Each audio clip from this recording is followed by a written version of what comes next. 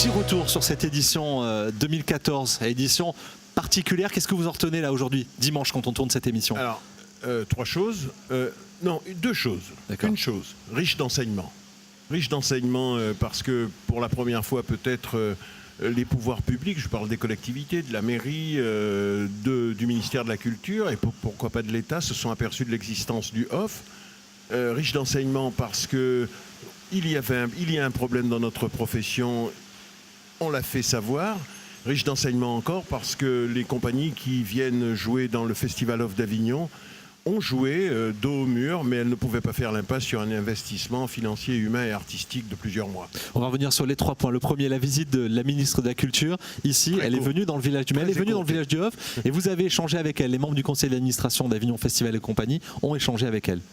Oui, l'idée c'était de dire qu'un ministre de la République peut et doit aller n'importe où sur le territoire et qu'il n'était pas question que je ne la reçoive pas dans le village du OFF. Il était aussi question de lui dire ce que nous voulions, parce que, comme vous le savez, l'État ne soutient pas, et lorsque je dis soutenir, je ne parle pas forcément de subventions, l'État ne soutient pas le Festival OFF. Il s'agissait de lui expliquer ce que nous pouvions mettre en place, développer avec les collectivités, l'État, les agences de diffusion pour professionnaliser les théâtres et les compagnies, tout en développant les publics. Le deuxième point, la profession, les intermittents.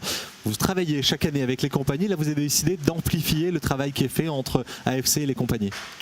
Oui, parce que la crise signifie toujours que quelque chose ne va pas. Il y a 10 ans, nous avons remis en place Avignon Festival et compagnie. Il faut se poser des questions. Si les questions se posent, c'est qu'elles méritent d'être posées.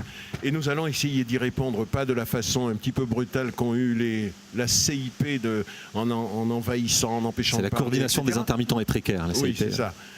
Mais en s'asseyant véritablement autour d'une table et en adressant les problèmes. Il y a des problèmes, un marché doit se développer, c'est naturel, mais en même temps, il faut peut-être qu'on arrive à comprendre pourquoi ce marché existe et faire ce qu'il faut pour qu'il puisse se développer harmonieusement. Troisième chose, le OFF a joué, vous l'aviez dit dès le mois de juin, le OFF jouera, il y aura un OFF à Avignon et dans son immense majorité, on a joué.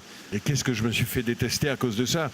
Mais il faut bien comprendre que j'ai reçu des dizaines et des dizaines d'appels de compagnies me disant « Monsieur, il faut absolument, nous avons fait nos investissements, il faut absolument dire que le OFF va jouer parce que nous avons des publics et il faut que ce public vienne. » Et pardon, mais j'en profite pour le remercier vraiment parce que on a eu très très peur, mais finalement ça a fonctionné puisque aujourd'hui, à la dernière limite, je crois que nous en sommes à 50 086 cartes de vendues, soit adhérents, soit 2,5 de moins que l'année dernière où nous avons fait 52 343. Donc finalement, sur cet indicateur qui est quantifiable et qui est vérifié, on est quasiment dans la fourchette de l'année dernière. Je pense que les 1000 qui me manquent sont les spectateurs du IN qui ne sont pas venus. Greg Germain, merci beaucoup. Vous restez là pendant toute l'émission. L'intégrale sera sur le site avignonleoff.com et puis toutes les chroniques.